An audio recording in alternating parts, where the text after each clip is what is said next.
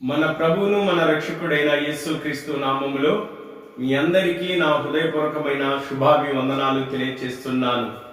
దేవుడు మిమ్మల్ని మీ కుటుంబాలను దీవించి ఆశీర్వదించునుగాక. ఆమేన్. సత్యం హెవెన్ మినిస్ట్రీ ద్వారా ఈ దినము మన అంశం యోసేపు జీవితం. ప్రియ దేవుని ప్రజలారా, ఈ యోసేపు ఎవరు అని మనం గమనించినట్లయితే, యాకోబు రాహేలుకు పుట్టిన మొదటి కుమారుడు ఈ యోసేపు. ఈ యోసేపు ప్రియ దేవుని ప్రజలారా మరి వృద్ధాపమందు పుట్టినవాడు. యాకోబుకు వృద్ధాపములో పుట్టినవాడు. ఈ యోసేపు ఇశ్రాయేలు అనగా యాకోబుకు పుట్టిన 11వ కుమారుడు. 12వ వాడు బెన్యామీను. మరి యాకోబు రాహేలుకు మరి ఆఖరి కుమారుడు ఎవరంటే బెన్యామీను. అయితే బెన్యామీను మరి పుట్టక ముందే మరి యోసేపు 11వ వాడుగా ఉన్నప్పుడు ఆయన వృద్ధాపమందు పుట్టిందని మరి ప్రేమించినాడు యాకోబు. మరి ఎక్కువగా అందరికంటే ఎక్కువగా మరి యోసేపును ప్రేమించినాడు యాకోబు. ప్రేమించి ఏం చేసినాడంటే విచిత్రమైన ఒక అంగీని, ఆయనకు దుస్తులను సిద్ధం చేసినాడు మరి యాకోబు.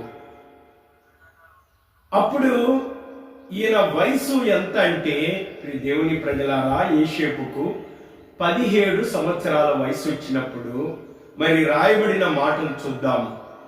ఆదికాండము 37వ అధ్యాయము మరి మొదటి వచనము నుండి మనము చూసుకుందాం. యాకోబు తన తండ్రి పరదేశివాసిగా ఉండిన కానాను దేశములో నివసించాడు. యాకోబు పరదేశిగా కానాను దేశంలో ఉన్నాడు.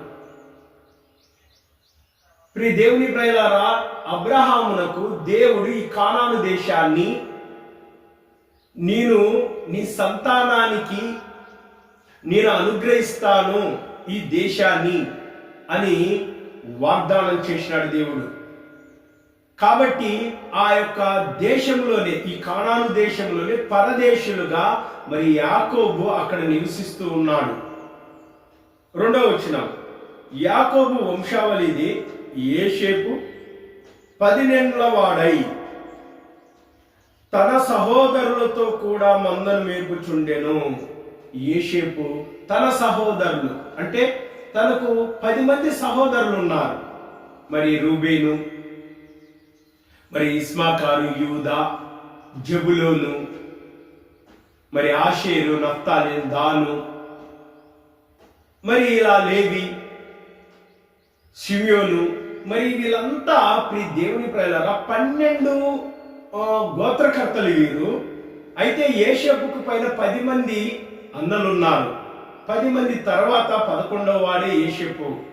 మరి వీళ్ళు ఏం చేస్తున్నారంటే వృత్తిరీత్యా మందలను మేపుచున్నారు, మందలను మేపేవారు.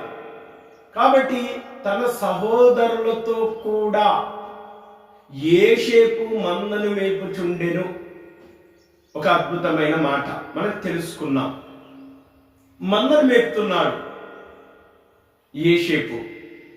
అయితే యోసేపుకు తన తండ్రి ఏం చేశాడంటే చూడండి,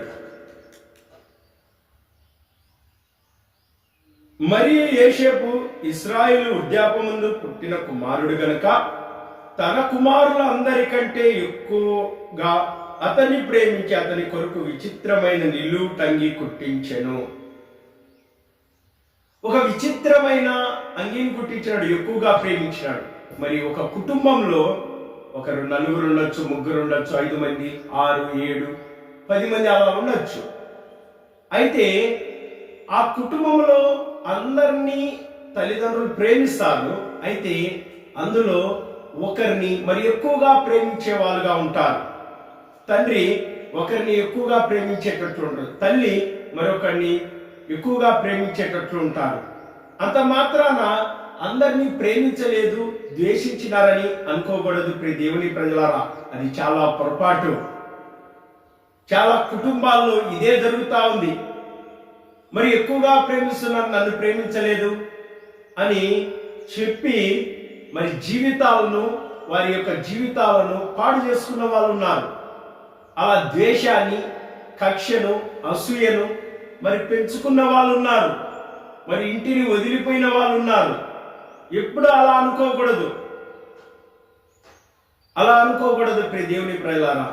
అయితే ఇక్కడ చూడండి, ఈ కుటుంబము, యాకోబు కుటుంబములో మరి జరిగిన సంఘటనను మనం గమనిస్తే ప్రియ దేవుని ప్రజలారా, మరి చూడండి ఇక్కడ ఎలా జరిగిందో.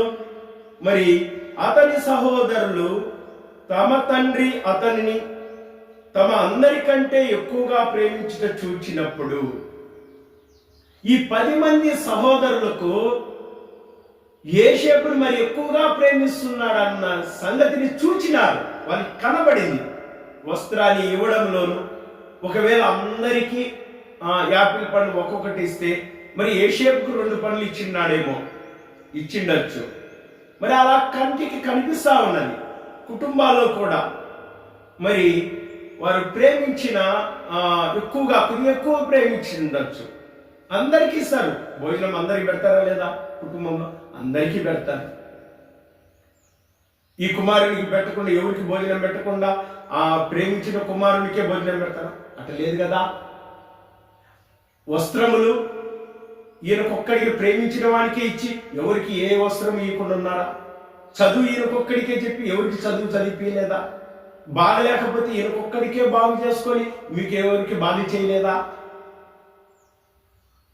ప్రియ దేవుని ప్రజలారా, గమనించండి.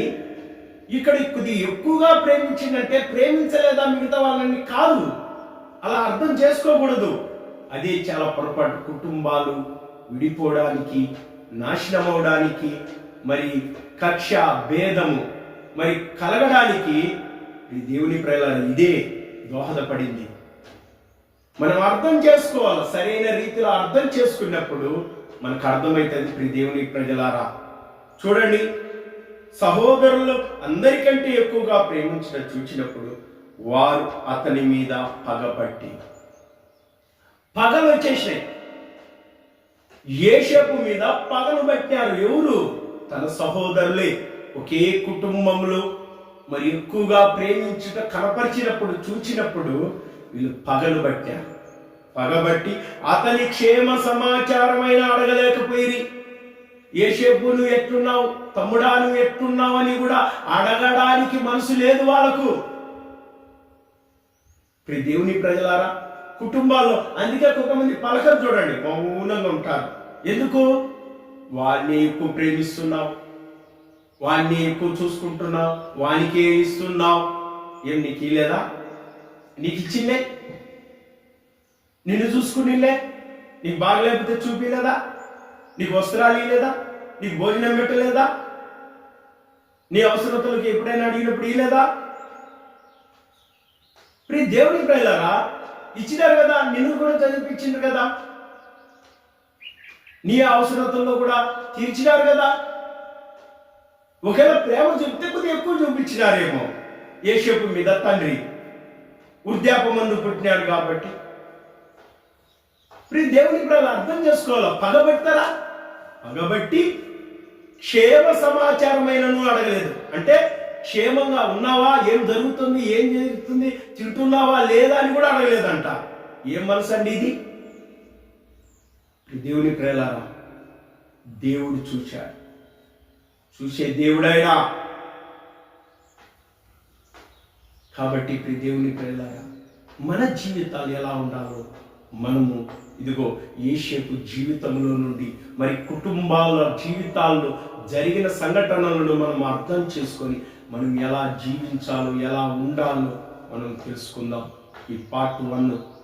రేపటి దినం పార్ట్ 2లో ఎపిసోడ్లో మరికొన్ని విషయాలను మనం ఆధ్యాత్మికంగా తెలుసుకుందాం. దేవుడు మిమ్మల్ని, మీ కుటుంబాలను దీవించి ఆశీర్వదించును గాక.